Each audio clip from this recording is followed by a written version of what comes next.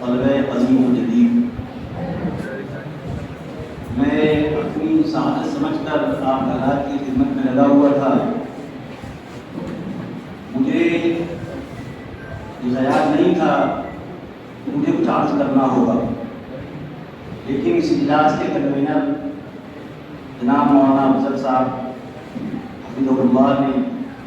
ابھی مجھے حکم دیا کچھ دیر پہلے کہ اساتذہ کے جو آپ طلبہ کے حوالے سے احساسات ہیں، جذبات ہیں، اس کی آپ کو ترجمانی کرنا ہے، اور اساتذہ کے جو قدیم طلبہ ہیں ان کو خاص طور سے، اور جو جدید طلبہ پڑھ رہے ہیں ان کو جو مفید مشورے ہیں ان سے بھی نوازنا ہے۔ ظاہر بات ہے، بڑی خدمت ہے اور اہم ذمہ داری ہے، اور پہلے سے ذہن اس کے لیے تیار بھی نہیں تھا تو کچھ وقت بھی لگ سکتا ہے۔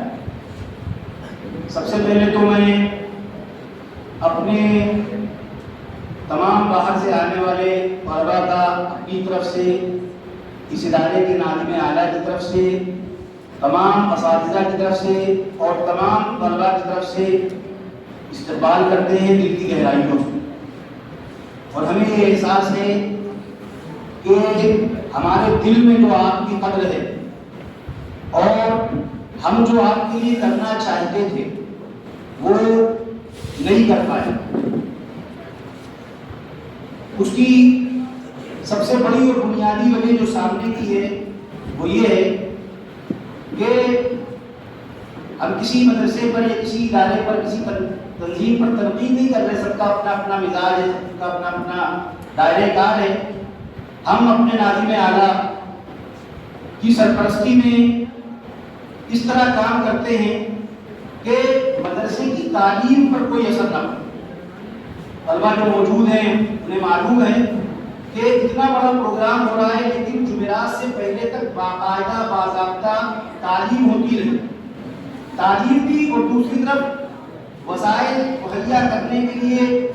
در بدر بھٹکنے کبھی ذوق اور مزاج نہیں۔ اس وجہ سے اس جلسے کے لیے چند لوگوں نے کچھ تعاون اپنے طور پر کر دیا، ورنہ ہم لوگ کسی کے پاس نہ گئے نہ کسی سے کچھ کہا۔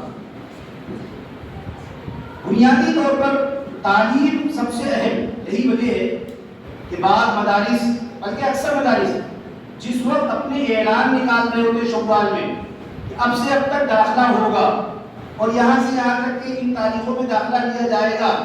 اور ہم بھی طلبہ کی کارروائی کر رہے ہوتے ہیں، حضرت ناظم صاحب اسباب شروع کرا دیتے اور پھر ہمیں بھی ان کے ساتھ ساتھ شروع کرنا پڑتا ہے۔ تو یہ چند وجوہات ہیں جن کی وجہ سے ہم بہت زیادہ اسباب اور وسائل نہیں اکٹھا کرتے، اور یہ وہ طریقہ ہے کہ ناظم صاحب کہیں یا نہ کہیں، لیکن ہمیں احساس ہے کہ یہ ہر ایک کو کہنا پڑے گا کہ میرے بعد آنے والوں میری بات یاد رکھنا، میرے بعد آنے والوں میری بات یاد رکھنا، میرے نقش پا سے بہتر کوئی راستہ نہیں۔ آپ حضرات سفر کی صعوبتیں برداشت کر کے یہاں تشریف لائے۔ میں بار بار یہ بات کہہ رہا تھا کہ آپ لوگ جتنا انتظام کر رہے ہیں یہ بہت زیادہ انتظام، سخت گرمی پڑ رہی ہے، دور دراز سے لوگوں کو آنا ہے، ٹکٹ کے مسائل ہیں، جذبات میں لوگوں نے وعدہ کر لیا لیکن آ نہیں پائے، اور اس کی بڑی اور بنیادی وجہ یہ تھی کہ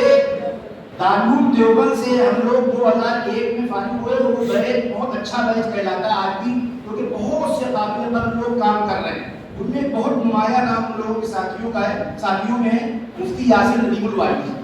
بہت سے اساتذہ بھی دارالعلوم کے ہمارے ساتھیوں میں۔ تو انہوں نے ایک پروگرام رکھا، اپنی کتاب کو تحفظ الملاحدہ، ایک کتاب انہوں نے لکھی ہے، بہت سے لوگ جان رہے ہوں گے، اس کی رسم اجرا کے لیے ان کی خواہش کی ہمارے جو گروپ میں ساتھی علامت گلشن کے نام سے ایک گروپ ہے، اس میں تقریباً 250-300 طلبہ جڑے ہوئے، سب اپنی جگہ بہت کام کر رہے ہیں، ان سب کو انہوں نے مدعو کرنا چاہا، اور پھر مولانا حبیب اللہ مدنی صاحب جو مولانا رشید صاحب کے ساتھ تھے، بہت اچھا مدرسہ چلا رہے ہیں، دارالعلوم کے کئی اساتذہ، مدارالعلوم کے کئی اساتذہ، سب کی خواہش تھی کہ سب لوگ اکٹھا ہوں، اور سب نے اپنی اپنی جگہ متکلف دعوتوں کا انتظام کیا، لیکن وہی موسم کی صحبتیں، وہی اپنی اپنی ذمہ داریاں، اپنے اپنے کام کے مشاغل کی وجہ سے 20-22 لوگ سے پہنچ سکے۔ ارادہ عزم سب نے کیا، رمضان سے کوشش ہو رہی تھی، لیکن کچھ نہ کچھ حالات آتے رہے، تو اسی وجہ سے انہیں بھی یہ تھا کہ لوگ آ نہیں پائیں گے، لیکن آپ نے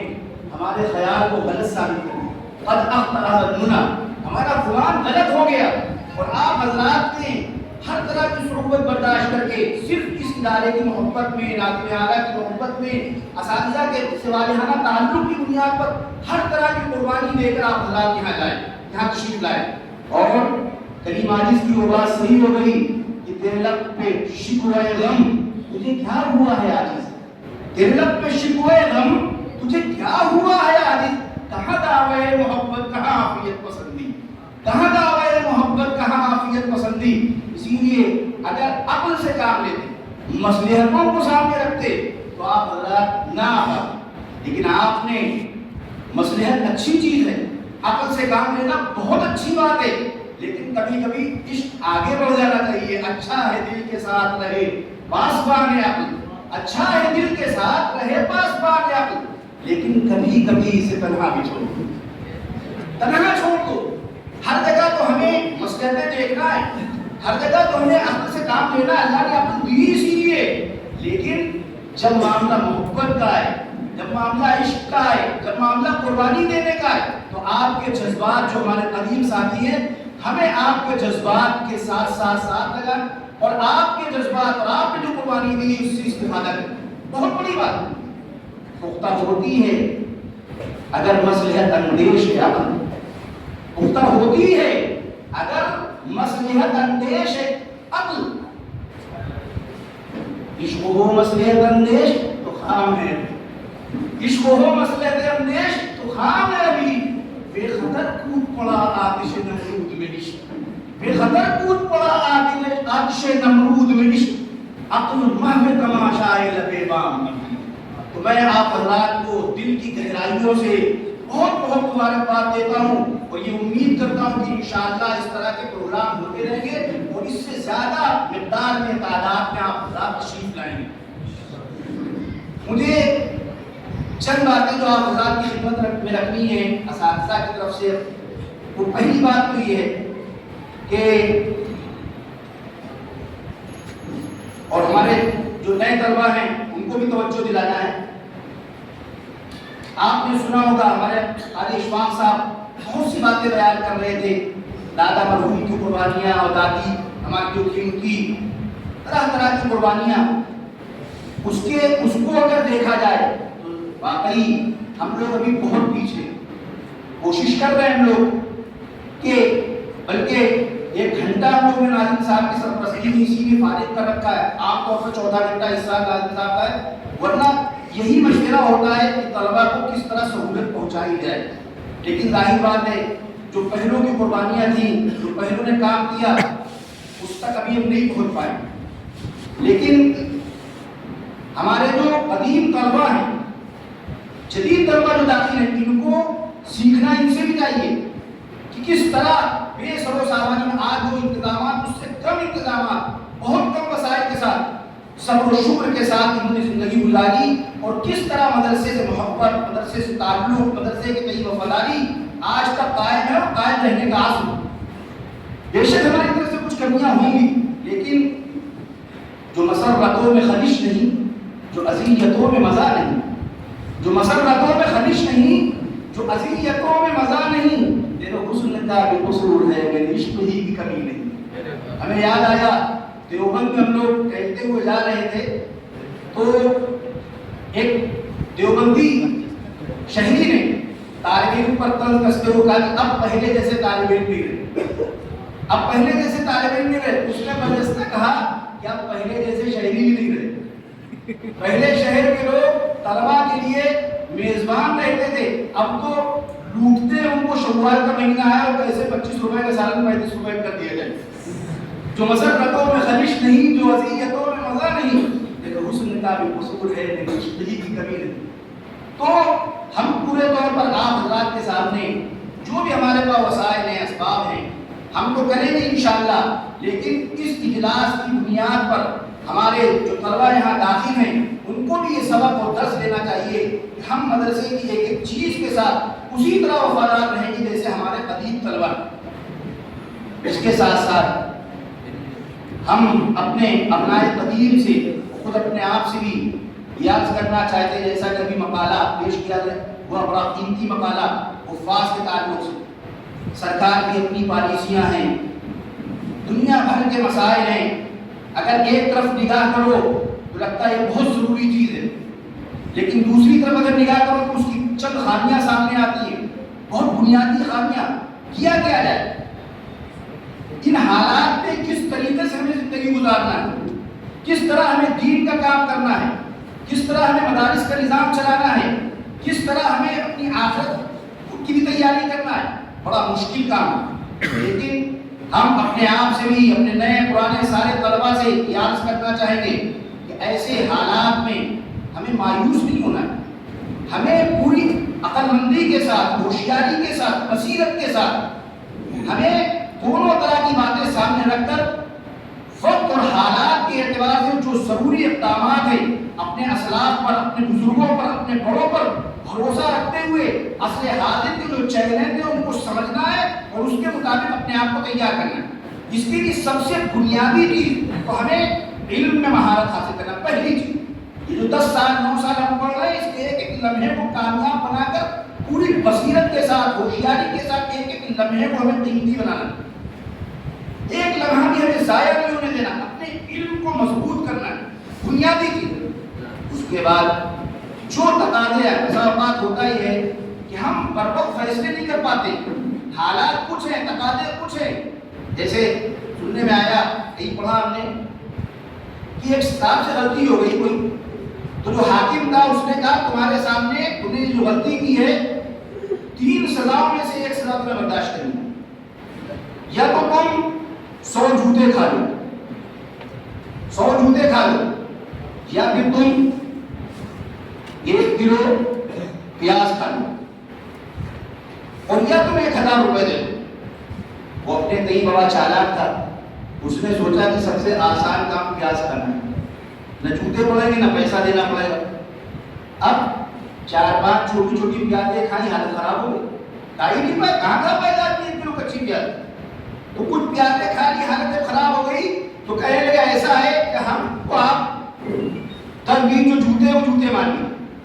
تو جوتوں کی سزا ہے۔ اب آدھے جوتے پڑے تو جسم نے جواب دے دیا، کہنے لگے بہتر یہ کہ آپ ہم سے 1000 روپے لیں۔ تو جوتے بھی کھائے، پیاز کھانے کی مشقت برداشت کی اور پیسے الگ کرے۔ یہ ہمیں فیصلہ کرنا ہے کہ حالات جو ہیں، مسائل جو ہیں، ان مسائل کا اس وقت ان حالات میں کیا کام کرنا، یہ ہماری ذمہ داری ہے، اور اس کے لیے ہمیں اپنے اسلاف پر بھرپور اعتماد، ان کے فیصلوں پر نگاہ، ان سے تعلق، اپنے بڑوں کے ساتھ تعلق، اور اس کے ساتھ ساتھ علم کی گہرائی اور گہرائی اس کے بغیر نہیں ہو سکتا۔ کوئی ایک فارمولہ نہیں ہے، کوئی کتاب نہیں ہے کہ دے دی جائے کہ آپ پڑھ لیجیے اور اب جو مسئلہ آئے گا اس کو آپ اس مسئلے کا حل اس میں موجود ہے، ایسا کوئی فارمولہ نہیں۔ یہ ہمیں علم سکھائے گا، بڑوں کا ادب سکھائے گا، اپنے بڑوں سے جڑے رہنے کا جو ہنر پیدا ہوگا اندرون، اس سے ہمیں یہ باتیں سمجھ میں آئیں گی۔ اسی لیے یہ اس کا نام ہے فقاہت، اس کا نام ہے دین کی سمجھ، اور اسی لیے اللہ کے رسول صلی اللہ علیہ وسلم نے فرمایا من یرید اللہ بہ خیرا یفقہہ فی الدین، جس کے ساتھ اللہ خیر کا معاملہ کرتا ہے اس کو دین کی سمجھ عطا فرماتا ہے۔ اور اسی کو نبی پاک صلی اللہ علیہ وسلم نے فرمایا کہ جب یہ سمجھ آ جاتی ہے تو فقیہ واحد اشد علی الشیطان من الفئام شدۃ، اور اسی کی طرح اللہ تعالیٰ نے فرمایا فلولا نفر من کل فرقۃ طائفۃ لیتفقہوا فی الدین۔ اور میرے بھائی یہ سمجھ وہ ہے کہ اگر یہ ہے تو بہت کامیابی، اور اگر نہیں ہے تو نہ جانے عالم ہونے کے بعد ہم خود کتنی گمراہیوں کا اور کتنے ان لوگوں کا جنہوں نے ہم پر اعتماد کیا ہے بھروسہ بھی توڑیں گے اور نقصان بھی کرنے والے ہیں۔ اس کی میں ایک چھوٹی سی مثال، بہت سی مثالیں ذہن میں، لیکن ایک مثال، وقت تھوڑا سا لگ رہا ہے لیکن کیونکہ سب کی ترجمانی ہو رہی ہے اس لیے ایک چھوٹی سی مثال۔ حضرت علامہ انور شاہ کشمیری رحمۃ اللہ تعالی علیہ نے فیض الباری میں جہاں پر یہ مضمون نقل کیا 2-3 واقعات نقل کیے، لیکن میں صرف ایک واقعہ نقل کروں گا۔ علامہ انور شاہ کشمیری رحمۃ اللہ تعالی علیہ نے فیض الباری میں بخارا یا سمرقند کے علاقے کی جنگ کا واقعہ بیان کرتے ہوئے لکھا کہ جب تاتاریوں کا حملہ ہوا تو وہاں کا جو حاکم تھا اس نے علماء کرام کو بلایا، اور علماء کرام کو بلانے کے بعد ان سے کہا کہ ہمارا جو دشمن ہے اس کے وسائل، اس کے ہتھیار ہم سے کہیں زیادہ آگے ہیں، آپ ہمیں بتائیے، حکم دیجیے کہ اس طرح کے حالات میں فلاں فلاں فلاں کمی ہو سکتی ہے، یہ بات پیدا ہو سکتی ہے، کیا شریعت کی روح سے یہ چیز جائز ہے؟ جنگ کے حالات تھے، مسلمانوں کی تشخص کی بات تھی، لاکھوں لوگوں کے زندگی اور موت کا مسئلہ تھا، لیکن ان علماء کرام کے اندر فقاہت نے بھی اس وقت مشورے کیا ہے، انہوں نے کہا نہیں یہ چیز درست نہیں ہے، یہ تشبہ بالکفار ہو جائے گا، اگر ہم ان کے جیسے ہتھیار بنائیں گے تو تشبہ بالکفار ہو جائے گا، یہ مناسب نہیں ہے۔ ہم یہ کرتے ہیں کہ بخاری شریف کا ختم کراتے ہیں اور بخاری شریف کے ختم کے بعد دعا کراتے ہیں، دعا قبول ہو، حالانکہ رسول